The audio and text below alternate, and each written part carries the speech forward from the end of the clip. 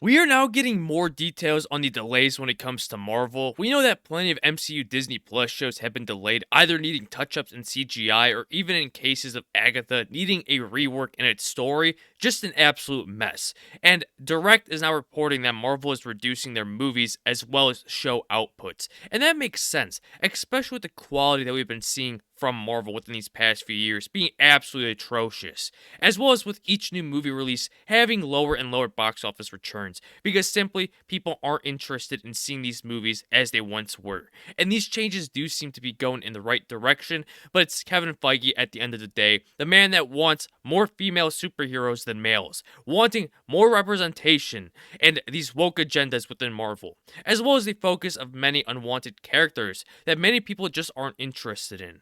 And if they do continue to focus on that, then I don't think reducing output will change anything as we get into the article. After record breaking output throughout Phase 4 of the superpowered franchise, the MCU is in a bit of soul searching period, heading further into Phase 5 and then eventually Phase 6. Word of delays and shuffling of the MCU schedule has become routine, with a massive correction coming to the franchise in an effort to seemingly reduce costs and improve overall quality.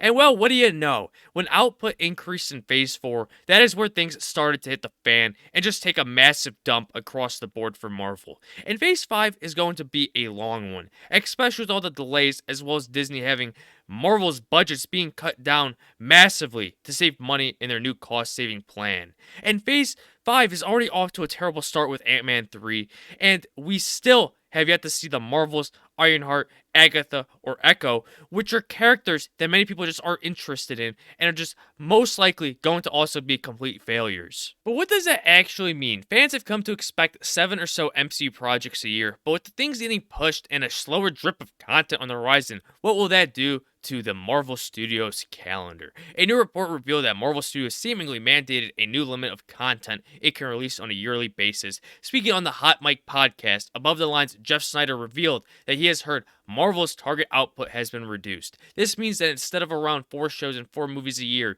fans can expect 2 shows and 3 movies a year.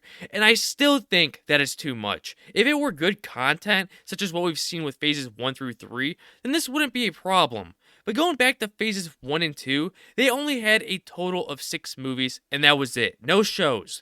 And their phases spanned years, having phase 1 being spanned across 4 years with 6 movies. This quantity is still on the higher end, and with the characters that we're getting now, it's not going to help it. In quotes, Marvel's target output has been reduced. I don't know if this has been reported or if this was a line in the trades or whatever, but I am told that the target output has been reduced from 4 shows and 4 movies a year to 2 shows and 3 movies a year. And of course, that's malleable. You could get one on either side of that or whatever. While this slowing down of the Marvel Studios machine has been the subject of much conversation as of late, this does mark the first time an actual number has been put on what the new content strategy will look like.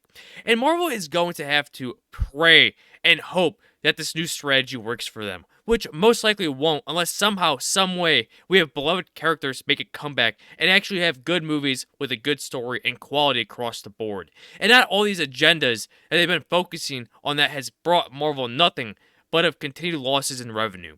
And with Ike Perlmutter gone from Marvel, the one who knew what he was doing when it came to seeing the ballooning in movie budgets as well as sticking to characters that people wanted to see, but yet Kevin Feige, and especially Bob Iger, didn't listen to him, and well, it has completely backfired for them.